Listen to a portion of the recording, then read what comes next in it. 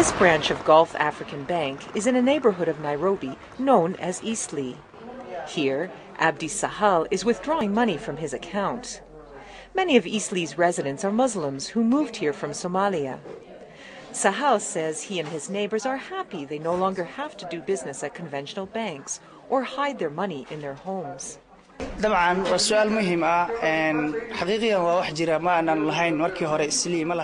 Eastleigh has not had an Islamic bank before. We are a Muslim community in Eastleigh. We did not like to have business transactions with other banks because they have interests. When this bank came, we felt great. Gulf African Bank is fully Sharia compliant, the first bank in Kenya to qualify. That means the bank does not charge interest. Its products and services comply with Islamic law.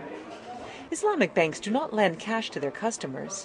Rather, they supply customers with the assets they need. Najmul Hassan is the CEO of Gulf African Bank.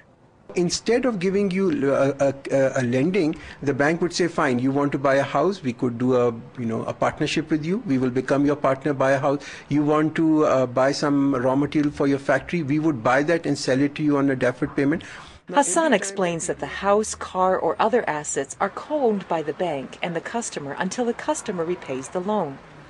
Built into the price of an asset is a small percentage that the Islamic bank refers to as profit, not interest. Customers with accounts at the bank receive a share of the bank's profits according to a pre-arranged formula. Gulf African Bank and other Islamic banks do not finance goods or services considered immoral, including consumption of alcohol and gambling. Scholars representing different Islamic schools of thought sit on the bank's Sharia board. Islamic banks are gaining a foothold in Kenya with non-Muslims too.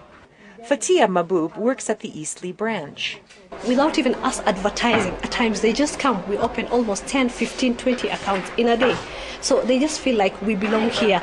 For CEO Hassan, banking any other way is not an option. Be conscious of God. If you are conscious of Him, you will always not, try and see what's my gain in it. What's in it for me every time. Maybe there's nothing in it for me. But what is in it for me is the fact that I'm conscious that I personally am trying to do something good and God is looking at me. Cathy Majtenyi for VOA News, Nairobi.